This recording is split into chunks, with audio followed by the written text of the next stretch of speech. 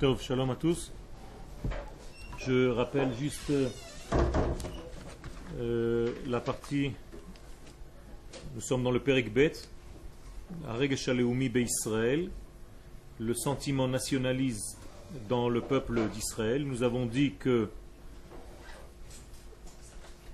ce sentiment nationaliste dans le peuple d'Israël n'existe pas dans d'autres nations, si ce n'est que dans le peuple d'Israël uniquement. Et que ce sentiment se trouve caché dans chacun des enfants d'Israël au niveau individuel. Le verset bien connu, c'est Vegam Netzach Israël lo yeshaker, l'éternité d'Israël ne ment pas, parce qu'elle n'est pas humaine, c'est une force divine créée, et donc elle a un côté, une qualité d'éternité, comme le divin lui-même. Et c'est pour ça qu'à l'intérieur de chacun de nous se trouve cette force nationaliste et le kavod que nous devons lui donner pour développer, pour faire monter en réalité le dévoilement de notre peuple, le dévoilement de notre royauté dans le monde. Et c'est notre but. Notre but, c'est de dévoiler ce degré qui est le plus profond en nous, dans notre vie la plus extérieure. Donc, de faire en sorte que ma vie d'en bas soit connectée et ressemblante, identique, j'allais dire, à ma vie intérieure dans le domaine de ma nation tout entière, c'est-à-dire dans le domaine de Klal Israël, dans le domaine de la Neshama collective qui est au-delà du temps, au-delà de l'espace, au-delà de tout, la Neshama de mon peuple. Et je dois, individuellement parlant, arriver à suivre et à vivre selon ce degré-là. Il n'y a donc aucune force dans le monde qui peut venir éteindre cette lumière au niveau de l'Assemblée d'Israël tout entière. Malheureusement, au niveau des individus, c'est possible. C'est-à-dire un individu Israël peut faire de mauvaises actions. Donc il va avoir le degré d'un rachat. Mais au niveau de sa neshama intérieure qui, elle, est collée, liée à cette grande neshama globale du peuple d'Israël, le mal ne peut pas arriver, le mal ne peut pas atteindre. Vous vous rappelez un jour, dans un shiur concernant Hanouka, nous avons parlé des Grecs qui sont rentrés dans le Beth Amikdash, qui ont tout souillé, mais ils ne sont pas arrivés à trouver la fameuse fiole qui est restée intacte. Bien, on parle de cette fiole-là. C'est en réalité une allusion. On ne parle pas seulement d'une fiole d'huile, bien qu'elle ait existé, mais on parle en réalité de l'élément le plus profond qui est en nous, qu'aucune nation au monde, même si elle pénètre dans le sein des saints, ne pourra jamais trouver. Jamais. Jamais souiller. Pourquoi ? Parce que c'est une partie qui est divine, donc on l'a appelée allégoriquement la fiole d'huile, mais en réalité c'est notre identité la plus profonde qui est intouchable. Ça, personne ne pourra nous l'enlever jamais. Et c'est pour ça que lorsque le peuple d'Israël retrouve son côté nationaliste, donc le côté de sa nation, quand je dis nationaliste, ça peut-être un petit peu fait peur, mais au niveau de la nation d'Israël, la léoumiout d'Israël, de reconnaître que nous sommes un léom, une nation et pas une religion. Lorsque je sais reconnaître ça, mais je n'ai pas de mal à trouver un dénominateur commun entre tous les éléments de mon peuple, même avec quelqu'un qui ne me ressemble pas, qui ne s'habille pas comme moi et qui ne pense pas comme moi. Je dois le respecter et il doit me respecter et chacun de nous se complète parce que ce qui est commun entre nous est beaucoup plus fort que les discussions que nous avons entre nous qui nous diffèrent les uns des autres. Et ce n'est pas grave, il peut y avoir des discussions, il faut qu'il y ait des discussions. Il faut qu'il y ait une machloket, à condition qu'elle soit pour dévoiler la volonté de Dieu dans ce monde. Machloket leshem shamay. Et Je ne détiens pas la vérité absolue et l'autre non plus. Car la vérité absolue, elle est obligée d'être beaucoup plus large que tous les deux, que chacun d'entre nous. Mais elle est dans l'ensemble de ce que nous apportons sur terre. C'est-à-dire que si je réunis toutes les tendances du peuple d'Israël, eh bien, Kadosh Baruch Hu se dévoile entre toutes ces tendances-là. Et aucune tendance ne peut dire, moi, j'ai la vérité absolue, je sais tout. J'ai tout. Non.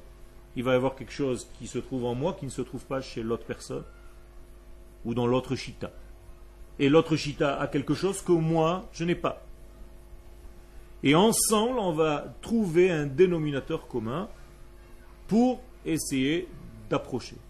À tel point c'est important ce degré-là, que même si tout le peuple, ici-bas, je ne parle pas de la Neshama, je parle du peuple d'en bas, fait de la Avodah Zara,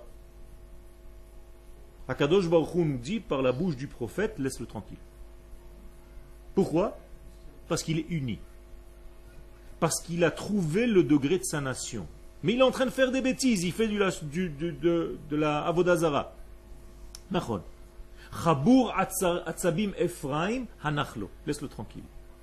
Pourquoi tu le laisses tranquille? Parce qu'il y a le shalom entre eux. Ils ont trouvé un dénominateur commun qui se complète les uns les autres. Pour Akadosh Baruch Hu, apparemment, c'est un degré qui est plus important que tout le reste. Et donc le mal ne peut pas véritablement les atteindre parce qu'ils ont gardé, ils ont pris conscience d'un côté très fort en eux, qui est le côté de leur unité nationale. Et donc le mal, même s'il les attaque par des fautes telles que la Avodah Zara, jamais ne pourra venir à bout de ces hommes-là, parce qu'il y a un côté qui est beaucoup plus fort, qui est le côté de la nation d'Israël, qu'ils ont retrouvé en eux, même s'ils sont en train de faire de la Avodah Zara, ça va leur passer. Ils se trompent momentanément. Ne t'inquiète pas.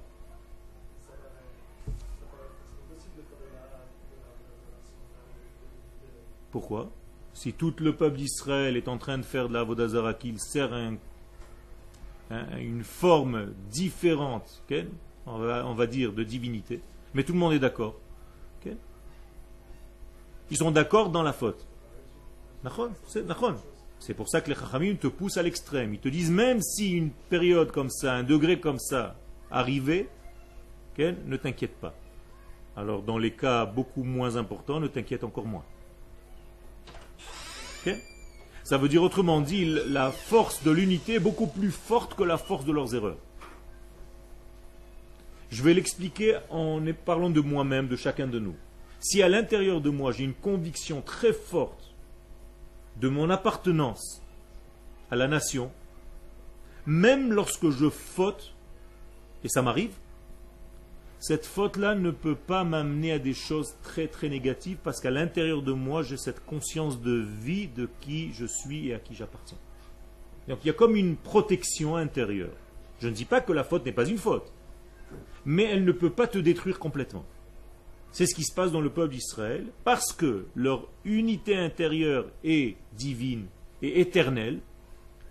Dès que le peuple vit dans cette unité-là, même s'il fait des fautes extérieurement parlant, par des fautes réelles qui sont des fautes, sur lesquelles ils vont devoir payer, mais ça ne va pas les détruire complètement en tant que nation. Ça n'existe pas. Et de la même manière, la royauté d'Israël ne peut pas, et c'est là que nous avons conclu la semaine dernière, se dévoiler, la royauté donc d'Akadosh Baruch Hu, parce que la royauté d'Israël c'est ni plus ni moins que la royauté de Dieu lui-même. Et il n'y a pas de royaume d'Israël si ce n'est le royaume de Dieu. Un roi d'Israël c'est Akadosh Baruch Hu lui-même. Je vous ai demandé la semaine dernière de m'apporter ce qu'un roi doit être pour être défini roi. Vous avez cherché? Non, ça ne vous intéresse pas trop. Top. Ça fait 2 semaines. Alors, vous avez encore plus pire. Moi j'ai dit la semaine dernière, toi tu m'as dit non, c'est encore double. On a une double faute. Au carré. Top, lo chashou. Je parle du roi. Je ne parle pas des conditions pour devenir roi. Je parle qu'est-ce qu'un roi doit faire réellement pour être considéré comme roi d'Israël. Ok. De quoi?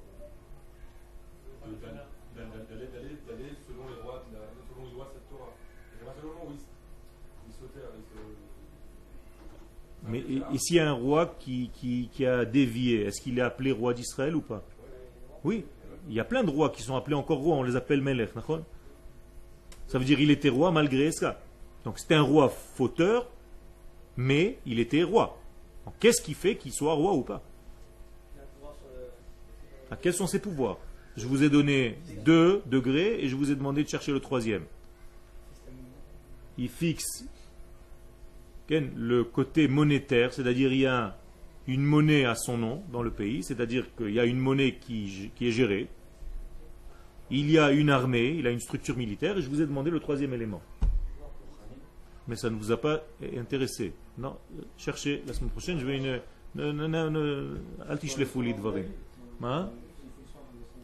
Non, ça c'est au niveau du roi, comment pour être roi, c'est nachon. Mais qu'est-ce qu'il doit faire réellement pour acquérir le côté royaume? Ok, alors cherchez dans Ilchot Melachim du Rambam, et si ça vous intéresse. Sinon on restera comme ça. Moi je dirais 1 semaine, toi tu diras 2. Ok.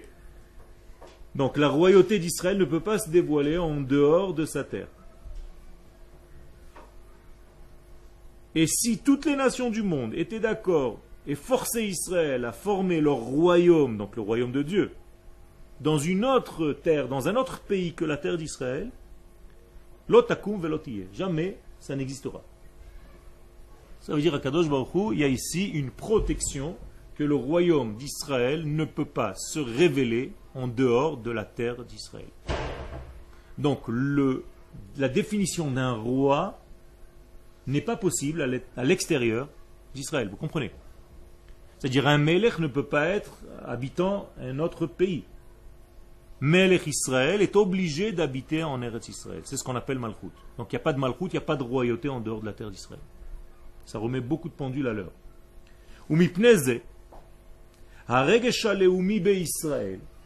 C'est pour ça que le sentiment nationaliste dans le peuple d'Israël, ve'artso et sur sa terre, il reste en réalité fidèle à sa source et il est éternel. Il ne peut pas changer, il ne peut pas dévier. Lorsqu'Akadosh Baruch Hu a créé ce système, il a créé une protection à l'intérieur du système que personne ne peut violer. Vous avez compris, c'est un ingénieur extraordinaire, Akadosh Baruch Hu. Il a placé à l'intérieur de notre programme toutes les protections possibles et imaginables pour ne pas que sa création rate. Ça ne peut pas rater. L'histoire de Dieu ne peut pas rater. Ne peut pas échouer. Akadosh Baruch Hu ne rate pas sa création. Donc, qu'on tourne, qu'on monte, qu'on fasse des cabrioles à l'envers, à l'endroit, qu'on fasse ce qu'on veut, qu'on invente ce qu'on a envie d'inventer. Ce qu'Akadosh Baruch Hu a décidé, c'est ce qui est.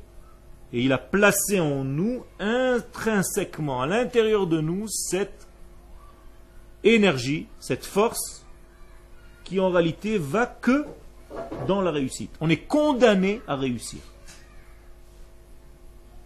À réussir quoi? À dévoiler la royauté de Dieu sur terre. On est condamné à ça.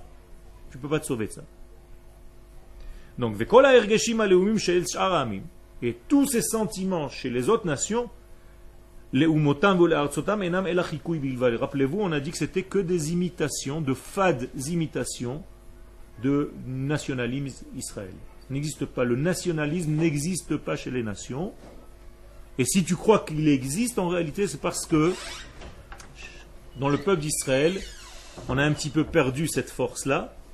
Alors les autres nations ont pris momentanément un degré. Mais ça n'existe pas. Dans leur construction, dans leur fabrication, il n'y a pas cet élément qui se trouve, lui, chez nous. Précisément. Donc, les nations du monde, ça s'appelle Yitpardu Kol Po'ale Aven. Ils sont voués à l'explosion, à la séparation des éléments. C'est-à-dire que chez eux, ce qui domine, c'est l'individu, donc l'élément séparé. Et chez nous, ce qui est le dénominateur commun, c'est la nation. Alors, plus chacun de nous vit au degré de cette nation, plus il est saint, plus il est tzaddik. Plus il vit individuellement parlant déconnecté de sa nation, plus il est appelé rachat. Donc le rachat dans le peuple juif, c'est pas celui qui ne fait pas Shabbat, c'est celui qui est sorti du klal. Comme dit la Haggadah de Pesach. Le fi shehotzi et atzmo min haklal, c'est ce qu'on appelle le rachat. Rachat ma'u omer, ma ha'avoda hazot lachem. Lachem velo lo. Il n'est pas concerné par ce qui se passe dans la nation d'Israël. Lui est appelé rachat. Et donc si de temps en temps tu as l'impression qu'une nation est très très nationaliste parce qu'elle hisse un drapeau et tout le monde chante l'hymne de la nation, en réalité ce n'est pas une réalité. C'est tout simplement parce qu'ils ont volé ça d'Israël et que Israël, lui, à ce moment-là, ne met pas en relief son côté nationaliste. Alors tout ce qui n'est pas mis en relief est volé un petit peu chez les nations du monde. Donc ces nations utilisent ce qui nous appartient dans le côté nationaliste. Ok.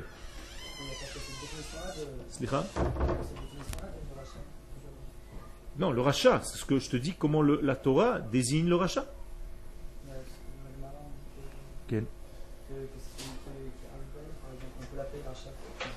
Mais qu'est-ce que ça veut dire?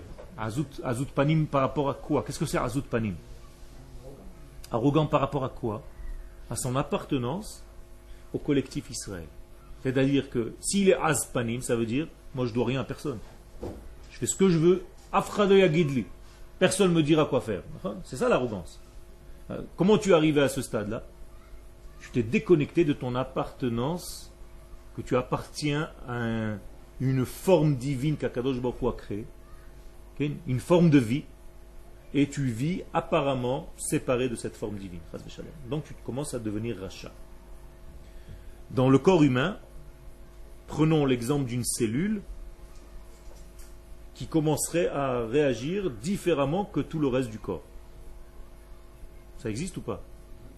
Si, c'est le cancer. C'est ça la maladie. Ça veut dire, si une cellule, un jour se réveille dans le corps de quelqu'un,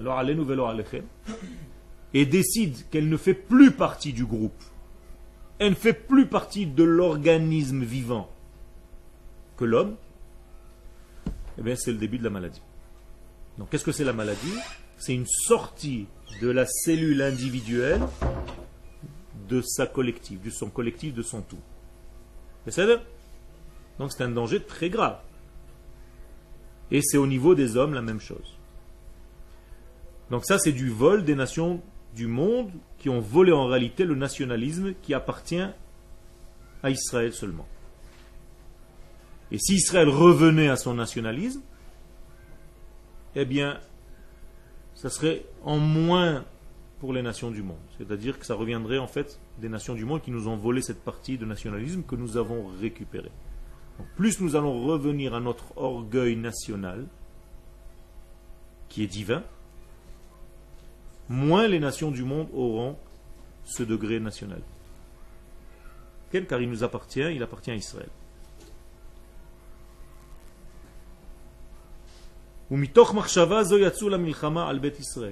C'est, dans la dernière partie, c'est cette pensée-là des nations du monde que la guerre commence contre Israël. Pour annuler ce degré de la nation d'Israël, du monde. Zoï milchemet Gog ou Magog, c'est ça la guerre de Gog et Magog. Quelle est la valeur numérique de Gog et Magog?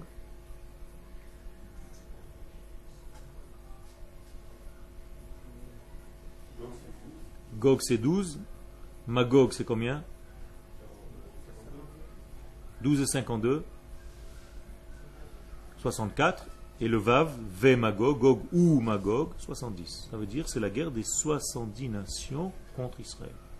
Le mot Gog ou Magog égale 70, c'est-à-dire les 70 nations du monde sortent en guerre démagogique, c'est du démagogue, contre Israël. C'est-à-dire il va y avoir des votes, il va y avoir des... Et on essaye de nous piquer. C'est pas forcément une guerre physique, c'est une guerre où on essaie de nous piquer, à chaque fois par des provocations. On va nous envoyer encore une fois, encore une barque qui va arriver d'un côté, pour essayer de pousser Israël à passer outre son nationalisme. Tout à fait. Nous, on doit le comprendre autrement. Mais elles, ces nations-là, en réalité, elles viennent pour casser. Elles ne supportent pas que nous ayons une nation, que nous soyons une nation. Les nations du monde, elles préfèrent qu'on soit une religion. Elles adorent ça. Ça veut dire, si on était religieux, on n'aurait fait peur à personne. Parce que religieux, tu peux être n'importe où dans le monde. Et donc tu fais ton petit truc, tu t'ouvres une petite ruelle avec une petite yeshiva, tu es tranquille, tu payes tes impôts au pays, tu fais peur à personne. Mais dès que la nation d'Israël devient une nation, donc sur sa terre, là il y a un problème. Ce que dit Balak et Bilam. Balak et Bilam, pourquoi ils sortent en guerre? Pourquoi Balak et Bilam viennent maudire Israël? Pour ne pas qu'ils rentrent en terre d'Israël. Comme ça dit le Shem Ishmuel, la seule chose qui les énerve, c'est qu'on soit une nation sur sa terre, c'est-à-dire qu'on redevienne souverain sur notre terre. Donc il y a un côté politique qui énerve les nations et pas un côté religieux. Au contraire, Napoléon nous a dit, soyez religieux mes amis, tant que vous voulez. Je vais même vous aider, je vais vous créer des communautés et des consistoires. Vous ne faites pas peur avec ça. Et d'ailleurs, jamais on n'a fait peur à Paro. Quand est-ce qu'on a commencé à faire peur à Paro? Quand on a commencé à vouloir rentrer en Eretz Israël. C'est tout. Ve'ala min haaretz. Il va faire son alia. J'ai trop peur. Iné am bene Israël. Dès que ça devient un peuple, ça me fait peur. Dès que ça devient une nation, ça fait peur à tout le monde. Donc qu'est-ce qu'on doit faire si ça leur fait peur? Faire encore plus. C'est ça notre travail. Ça veut dire que si c'est ça qui gêne en réalité, c'est-à-dire que c'est véritablement le vrai travail, pas pour les énerver. C'est le véritable travail pour lequel nous avons été créés. Mamlechet Kohanim ve Goy Kadosh. Goy Echad Ba'aretz. Donc il faut qu'on fasse tout pour réaliser ce vœu qu'Akadosh Baruch Hu attend de nous. Pour deux raisons. Comme ça, Akadosh Baruch Hu ne sort pas menteur à la fin du compte. Parce que si on n'arrive pas à réaliser ça, on va dire tout le monde, ah, il a menti, regardez Dieu, il ne sait même pas ce qu'il raconte. Donc moi je dois faire tout pour qu'Akadosh Baruch Hu ne paraisse pas comme un menteur vis-à-vis des nations. Donc je dois tout faire pour réaliser ce que Dieu a prévu. Donc si le prophète me dit qu'un jour je reviendrai ici sur ma terre, je dois tout faire pour réaliser la parole du prophète. Donc acheter un billet pour moi et pour ma famille pour venir habiter ici. C'est moi qui réalise la parole du prophète, donc la parole de Dieu. Et Akadosh Baruch Hu me dit merci, parce que sans ta aliyah, ils auraient dit encore, ce Dieu-là, il raconte n'importe quoi. C'est un menteur. Et la deuxième raison, c'est pas juste pour lui faire plaisir, c'est sûr que c'est important, mais pour dévoiler son royaume divin sur terre. C'est son but. Après tout. Et pas ce qui m'intéresse au niveau personnel, individuel, ou ce que j'ai pu apprendre à droite et à gauche. Okay. Mais revenir aux véritables valeurs qu'Akadosh Baruch Hu a demandé que je sois. Ve'esra le goy gadol. El haaretz asher areka. Je veux faire de toi un grand peuple, une grande nation sur la terre. Qui va devenir or la goïm, une lumière pour les nations du monde. Elle ne peut pas être une lumière si elle est éparpillée. Il faut qu'elle soit une lumière depuis son pays. Parce que la lumière, c'est la Torah. Or, il est écrit Ki mitzion tetse Torah. C'est de Tzion que la Torah sortira. Ou Dvar Hashem Yerushalayim, pas de nulle part ailleurs. Donc il ne faut pas raconter des histoires. Parce que ça m'arrange. Il faut être vrai. Ce que la Torah dit, il faut le dire. Ok.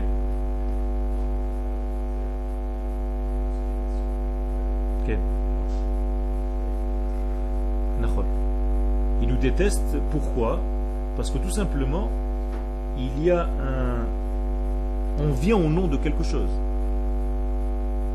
Un juif, il est toujours au nom de quelque chose. Au nom de quoi tu es religieux chez moi? Te dit la nation chez laquelle tu te trouves, dans laquelle tu te trouves. Au nom de Dieu. Mais tu n'as pas de Dieu. Pourquoi tu n'as pas de Dieu? Je vais te le prouver que tu n'as pas de Dieu, te dit la nation. Tu es le peuple de Dieu, d'accord? Comment ça se fait que tu n'es pas sur sa terre? Donc ça veut dire qu'en réalité, toute ton histoire ne tient pas la route, elle est fausse. Ce que je suis en train de vous dire, c'est pas Yoël, c'est Yecheskel, 36. 57. Am Hashem elle ou me arzo yatsao. Ça, c'est le peuple de Dieu, ça. Comment ça se fait qu'ils sont jetés de leur terre, ils n'ont pas de terre, alors c'est quoi?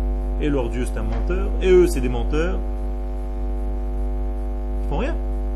Et nous, les nations du monde, là je vais un petit peu, et beaucoup plus loin.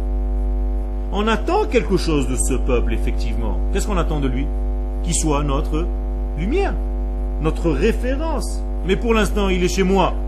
Il ne peut pas me donner à moi des conseils, il est chez moi. Ce n'est pas d'ici qu'il doit donner sa lumière, c'est de sa terre. Donc je lui reproche de deux manières. Et qu'il ne soit pas sur sa terre, et qu'il soit chez moi en train de m'embêter. Et quand il est sur sa terre, il m'embête aussi. Pourquoi on l'embête tout le temps? Quoi qu'on fasse? Parce qu'on ne fait pas partie de la planète. On ne fait pas partie des nations. C'est pour ça que les nations s'appellent les nations du monde. Mais nous, nous sommes hors de ces nations du monde. Nous avons une situation qui n'est pas du tout agréable. Rabbi Akiva nous définit comme étant Chaya Achat Omedet Be'emtsa Rakia. C'est une forme de vie qui se trouve dans les fins fonds du ciel, au milieu du ciel. Il n'est pas sur la terre. Ça veut dire à chaque fois qu'il descend sur terre, qu'il tente une descente sur terre, il gêne. Il faut que quelqu'un sorte à sa place.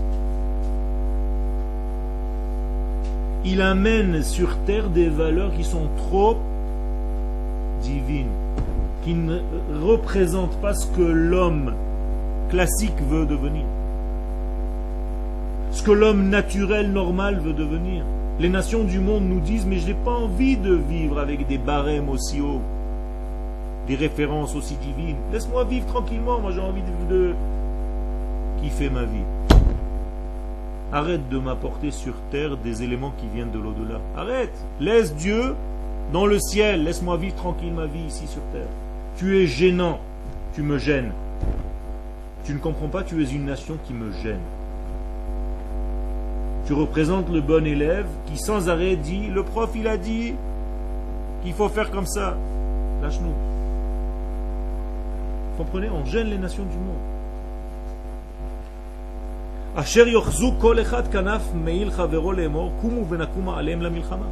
Donc ils veulent tout simplement nous détruire. Donc levons-nous, soyons tous unis, même si nous sommes désunis tout le temps. Okay? Les nations ne sont pas unies, mais ils ont formé un degré qui s'appelle les Nations Unies. C'est bizarre. Pourquoi elles sont unies contre Israël? Pour ça, elles sont toujours unies.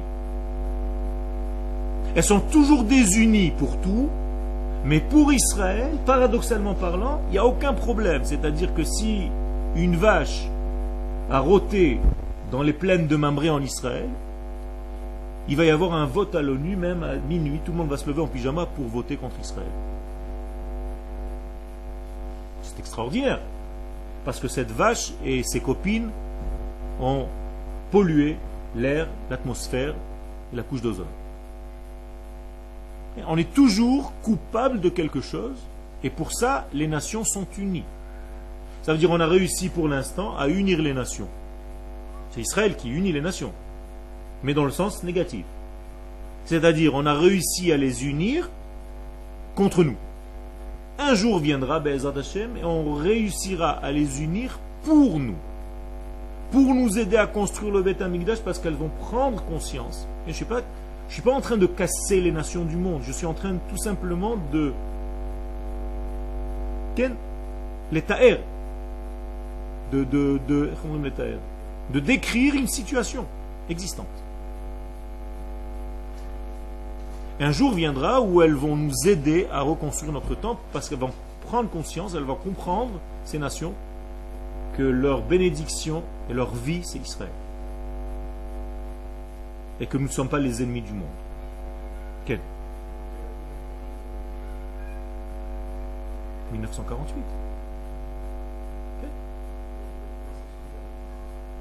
J'ai pas compris. Les Nations Unies ont fait un seul vote pour Israël. C'était le vote de la création du monde, d'Israël. C'est-à-dire que depuis, tous les votes sont anti-israéliens. C'est bizarre. Et même ce vote-là, d'ailleurs, Comment ça se fait qu'ils ont voté pour nous? Parce que chaque nation pensait que l'autre nation allait voter contre. Donc elle s'est dit, moi je ne vais pas être le pourri, je vais voter pour. C'est mamash, c'est l'histoire, c'est notre histoire, ça fait pas longtemps. Okay? Et finalement, lorsqu'elles ont vu que ça ne marche pas, on a une nation, le lendemain de la création de l'État d'Israël, toutes les forces arabes sont sorties en guerre contre nous. Le jour du lendemain. Et qu'est-ce que vous avez fait? On a fait une catastrophe. On a voté pour cet État. Bismillah. Kumu venakuma alehem, vegadol yeh hayom hahu, yom nakam bagoyim. Et Akadosh Baruch Hu nous promet que ce jour-là, où toutes les nations du monde vont se lever véritablement d'une seule voix contre Israël, cette guerre sera contre Jérusalem, c'est marqué dans le prophète. Ça veut dire contre Jérusalem. Yakumu al Yerushalayim la milchama, milchama al Yerushalayim. C'est la guerre qu'on mène aujourd'hui. Est-ce que Jérusalem nous appartient? Donc le jour où ça va commencer réellement à prendre forme, Yom Nakam Bagoïm, ça va être le jour d'une vengeance divine sur toutes ces nations-là. Kadosh Baruch Hu va se venger. Encore une fois, pourquoi? Je vous ai dit tout à l'heure, Dieu ne peut pas rater sa création. Et son but premier n'existe pas. Maximum, on peut retarder. Mais le jour où Akadosh Baruch Hu se réveille, donc c'est Israël en réalité qui se réveille, vous comprenez que lui, c'est à travers nous. C'est-à-dire, quand nous nous réveillons, ça veut dire que Dieu s'est réveillé. Quand Israël sort en guerre pour se protéger, en réalité, qui c'est qui se bat? C'est Dieu lui-même. Quand une nation attaque Israël, elle attaque qui? Akadosh Baruch Hu lui-même. C'est ça qu'il faut comprendre. Parce que nous ne sommes rien de nous-mêmes, rien. Nous sommes que les véhicules, les cristallisateurs d'Akadosh Baruch Hu, de sa volonté. On n'a rien de nous-mêmes. On n'est pas venu ici pour quelque chose pour nous. C'est une faute. Ça veut dire que dans notre processus, il y a deux grandes fautes. Il y a les anti-religieux et les ultra-religieux. Ils ont la même faute. Les deux pensent qu'on est venu en Eretz Israël. Alors, les anti-religieux pensent qu'on est venu en Eretz Israël pour avoir un foyer tranquille, pour vivre tranquillement. Ce qui est une faute. C'est pas vrai? Et les ultra-religieux pensent la même chose, mais sous une autre forme. Qu'on est venu ici pour être tranquille, pour faire la Torah et les mitzvot. Ça aussi, c'est faux. On n'est pas venu pour ça. Pourquoi nous sommes venus ici? Pourquoi Akadosh Baruch Hu nous a ramenés ici? Car nous sommes venus, c'est lui qui nous a ramenés. Il faut être conscient.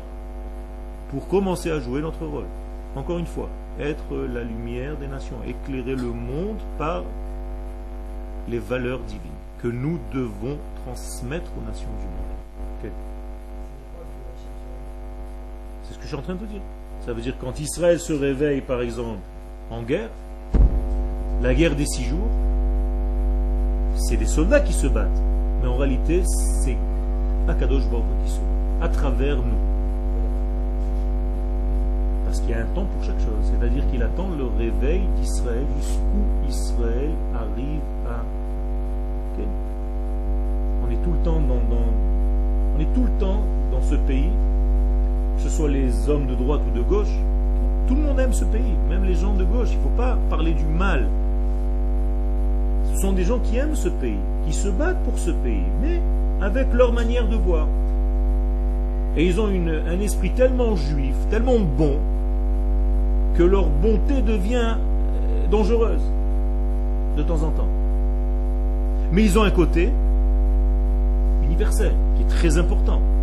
C'est-à-dire que les hommes de gauche en Israël ont une vision universelle qui est nécessaire pour la nation. Elle est très importante. Ils ont raison de voir par rapport aux nations du monde. Mais il y a l'autre partie. Les nationalistes. Ceux-là aussi, c'est très important. Parce que si on n'était pas nationaliste, si on avait été que universel, okay, il y aurait eu un problème, parce qu'on n'a pas d'identité, on a perdu notre identité. Donc qu'est-ce qu'il faut? Cela ou cela? Les deux. Les deux. On est obligé d'être nationaliste et universaliste. Il ne peut pas y avoir autrement. Donc nous avons besoin de tous ces éléments de notre peuple. Donc il faut faire très attention de ne pas parler du Lachon Hara gratuitement sur des éléments de notre peuple, même si on n'est pas d'accord avec ces parties-là. Mais attention, j'ai le droit de dire et d'être très dur avec ce que je dis. Convaincu dans mes convictions de la chita que j'emprunte. C'est pas que je vais dire à l'autre, oui, d'accord, t'as raison. Non. Je peux lui dire, tu as tort. Et je pense sincèrement que tu as tort.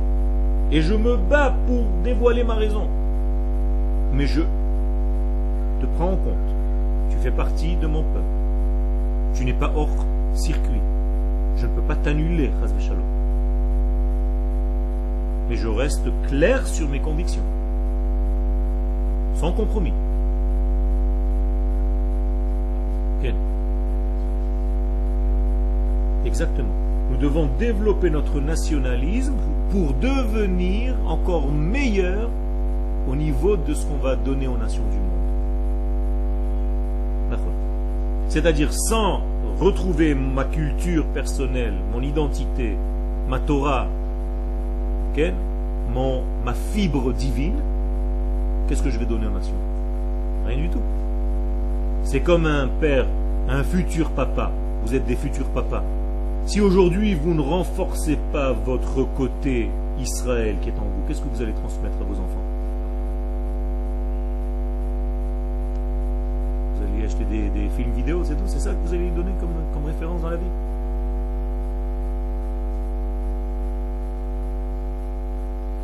Ve'az yodu.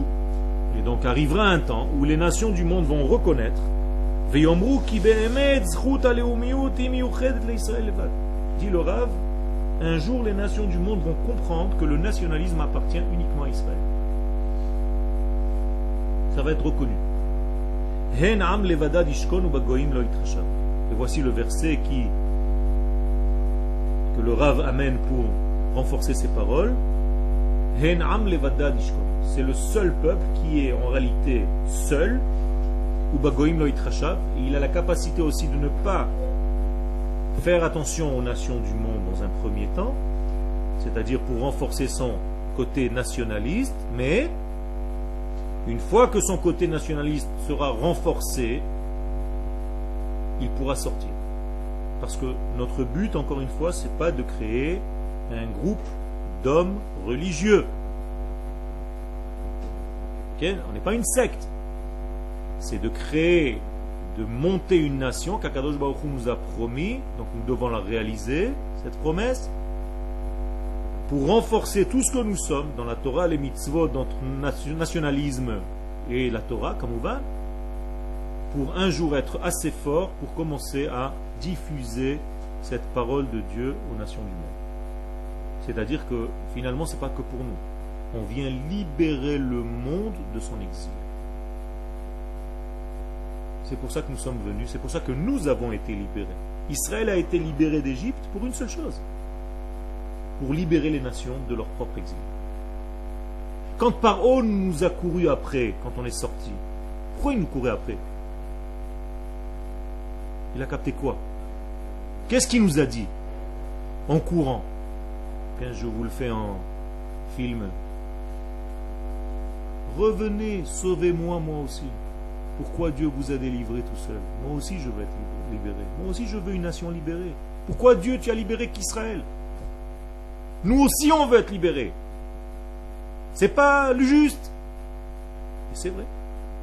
Akadosh Baruch Hu attend de nous qu'après notre délivrance d'Égypte, on délivre toutes les nations du monde de leur exil. Quel est leur exil? C'est-à-dire que les valeurs avec lesquelles ces nations vivent ne sont pas les valeurs pour lesquelles le monde a été créé. Donc c'est comme s'il y avait un exil. Tout le monde vit dans le mensonge. On vit une fausse vie. Ce n'est pas la véritable vie qu'on devait vivre. C'est factice. La véritable qu'on devait vivre, elle commencera à être vécue lorsqu'Israël reviendra sur sa terre et qu'il va commencer à diffuser au monde entier, par Internet et par autre chose, et tout simplement par son existence ici sur cette terre, les valeurs divines, qui vont arriver jusqu'au plus bas. D'où est-ce que je sais ça? Citez-moi un verset de tout ce que je viens de vous dire, que le but même de ma sortie d'Égypte, c'est pour que les nations du monde sachent tout ça. Hein? Veyad'u Mitzrayim. Veyad'u Mitzrayim. Qu'est-ce que ça veut dire Veyad'u Mitzrayim? Je ne veux pas que vous sachiez, vous, les enfants d'Israël, que vous êtes sortis d'Égypte. Je veux que l'Égypte sache que vous êtes sortis d'Égypte. Qui c'est l'Égypte? C'est toutes les nations du monde, comprenez? Les Ma'anyed'u Mitzrayim. Je veux, Akadosh Baruch Hu dit, que je veux que ce message arrive jusqu'aux oreilles de l'Égypte, jusqu'aux oreilles des nations du monde à la fin des temps. Tant que ce n'est pas arrivé aux oreilles des nations du monde, tant que les nations du monde n'ont pas pris conscience de ça, vous, Israël, vous n'avez pas encore fini votre travail. Donc on doit commencer à bosser. On a un travail. C'est là? Ok.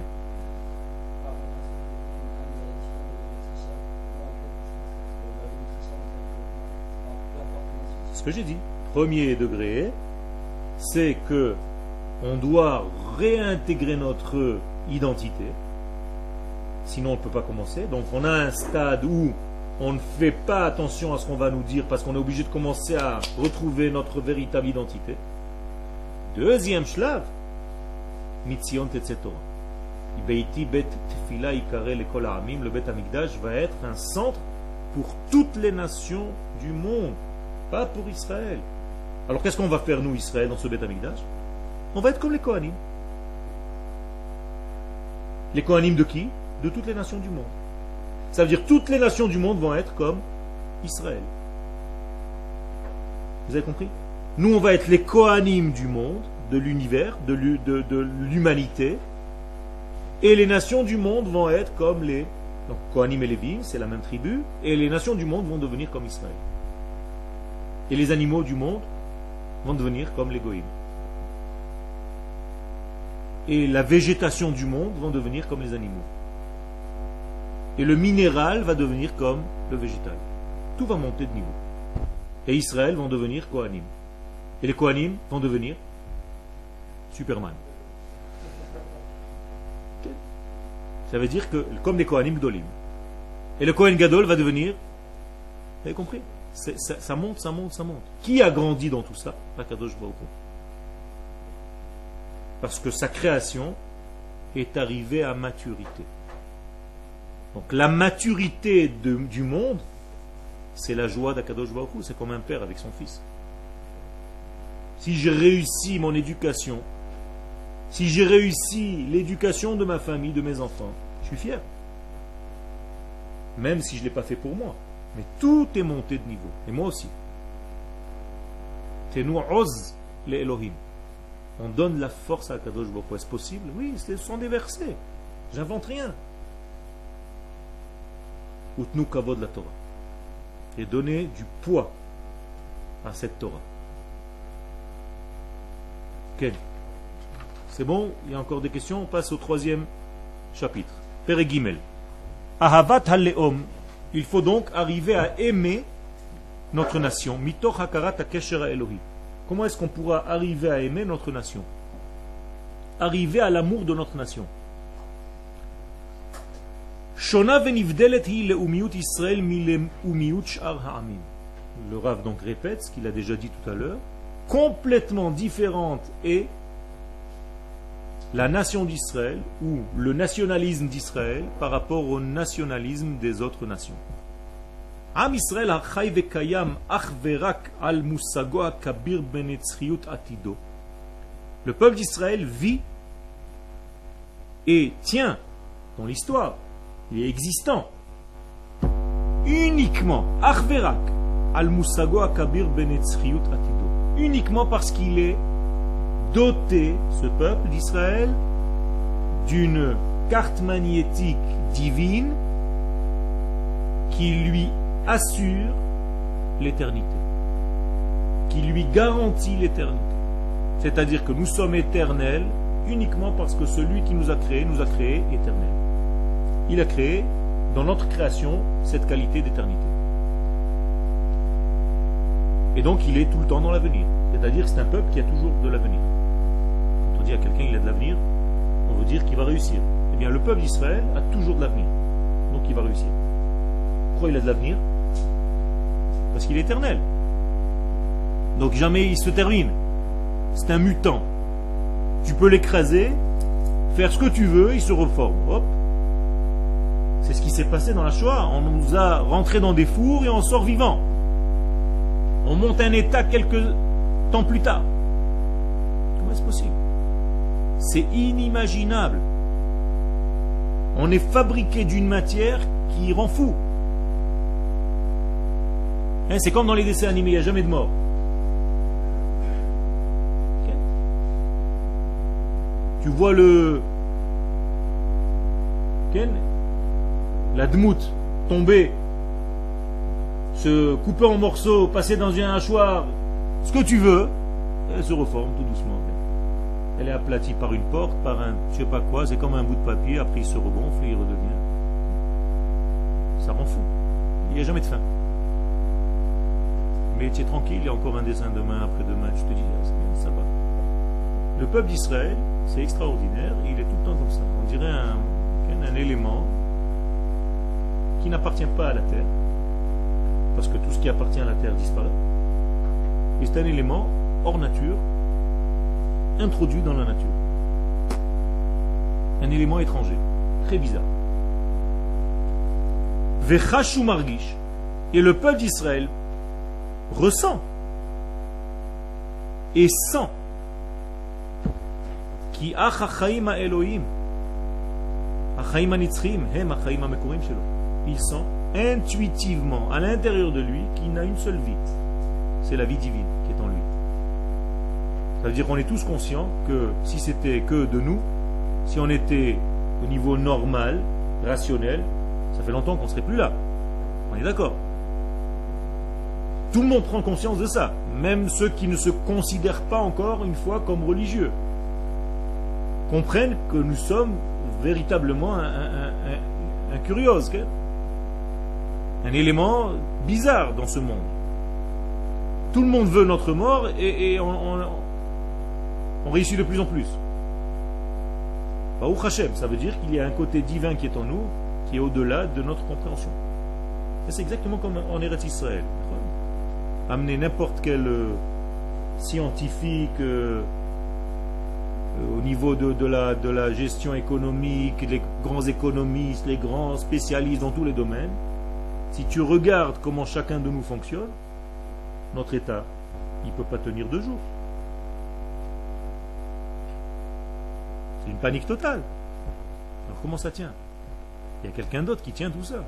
Notre armée, quand tu vois les militaires un par un, je ne parle pas d'un groupe, quand tu vois un par un, Achi, Kakeli, avec ça on gagne la guerre? Comment est-ce possible? Tu vois des unités des États-Unis qui arrivent en Israël faire des comparaisons. Et les mecs, tu les vois, ils font tous 2,50 m, des armoires, obéissants. Et tu vois tous ces petits avec les chemises dehors qui n'arrivent même pas. Et ça marche. Comment est-ce possible? Vous comprenez bien qu'il y a un côté divin qui anime tout ça ici. C'est pas possible autrement. Pourquoi nous disons le Hallel le jour de Yom HaAtzmaut? Justement pour ça. Parce que je suis sûr que Médinat Israël ne s'est pas levé avec des hommes. Je suis sûr. C'est juste un prétexte. Je suis sûr que Dieu est à l'intérieur de tout ça. C'est pas possible autrement. Donc je lui dis merci. Comprenez? Ken? De faire quoi? J'ai pas dit que c'était un but. C'est une réalité. Dieu et nous, c'est une chativa achat. Comme on dit le Zohar, Kucha berichu ve'Israël chad. Ça veut dire quand nous réussissons quelque chose, en réalité c'est sa réussite à lui. On n'arrive même plus à savoir, la Torah c'est la tienne ou la sienne? Hein? La nôtre? La nôtre? Alors pourquoi tu dis Baruch Torato, Shonatanu et Torato? Alors si c'est Torah Hashem, pourquoi c'est Torah Tenu?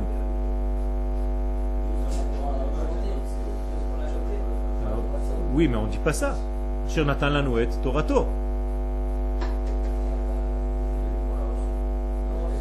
Torato, Yirato.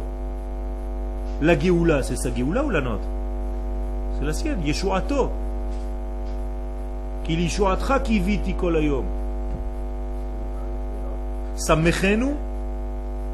Qu'est-ce qu'on dit Shabbat? Samechenu be Sim chelkenu be Toratecha. Samechenu be mitzvotecha. Tel chelkenu be Toratecha. Tamchenu be Yeshuatecha. Je me réjouis par ta Géoula. Je suis content de ta Torah. Je fais des choses qui appartiennent à toi. Mais les mitzvot, c'est pas les miennes. Les mitzvotecha, ce sont les tiennes. Alors comment ça se fait que je fais des mitzvot qui appartiennent à Dieu? Je comprends plus rien. Ça veut dire qu'en réalité, nous sommes comme un bras, comme une jambe du divin. C'est nous les actionneurs de toutes ces notions que je viens de dire. Sa Torah se dévoile par nous. Ces mitzvot sont faites par nous. Sa simcha passe par nous. Sa yeshua passe par notre Géoula.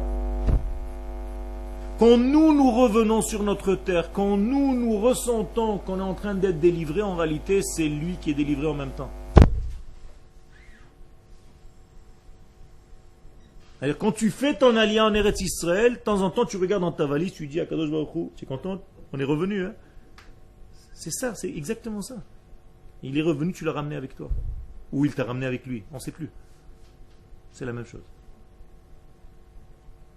Veshav Hashem et shevutra. Dieu reviendra avec toi. Et, c'est avec en hébreu. Dieu reviendra en Eretz Israël avec toi. Quand tu fais ton aliyah, c'est pas toi que tu ramènes. C'est à Kadosh Baruch Hu que tu ramènes. Et il y a des gens qui traînent encore. Ceux qui nous regardent sur Internet. Donc le peuple d'Israël ne peut pas se suffire éternellement de choses matérielles qui sont momentanées. Vite, ils dépassent tout ça. Vous savez, les Israéliens, c'est une race bizarre. Il y a 10 ans, ils ne savaient rien en cuisine. Maintenant, ça devient les chefs les plus grands du monde. Dans 10 ans, on va enseigner la cuisine au monde entier. On est des fous furieux. Je ne vous raconte pas de salade, ce n'est pas de l'utopie ce que je suis en train de vous dire, ce sont des réalités. Dans chaque domaine, dès qu'on touche, c'est fini. Mais ce n'est pas ça. Le peuple d'Israël a une valeur divine, a des valeurs spirituelles à transmettre au monde. Et leur existence à ces valeurs-là sont éternelles. Elles existent à jamais. Mais, et c'est ça la nouveauté, en Eretz Israël, toutes ces valeurs divines, toutes ces valeurs spirituelles, elles font lever en même temps les valeurs les plus matérielles. Ça veut dire qu'Akadosh Baruch Hu se dévoile partout. Je vous pose une question simple avant de terminer le cours. Est-ce qu'Akadosh Baruch Hu est spirituel? Oui ou non? Il n'est pas spirituel, chas v'shalom. Tu le limites. Kadosh Baruch Hu se dévoile dans tout, dans partout. Donc tout simplement, on va vers quoi? Vers monter le monde, vers son véritable but, vers sa véritable valeur. C'est ça qu'on est en train de faire. C'est pour ça que vous êtes revenus sur cette terre, en Eretz Israël. C'est pour ça que nous sommes là. Il faut commencer à travailler, continuer à travailler dans ce que nous faisons et être encore meilleur dans tout ce que nous faisons.